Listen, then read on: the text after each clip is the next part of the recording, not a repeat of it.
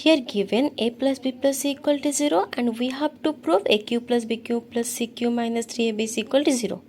We know that aq plus bq plus cq minus 3abc equal to a plus b plus c into a square plus b square plus c square minus ab minus bc minus ca.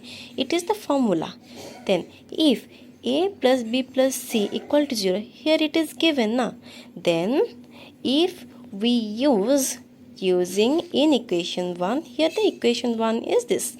Using in equation 1, aq plus bq plus cq minus 3abc equal to 0. It is the formula and here it is the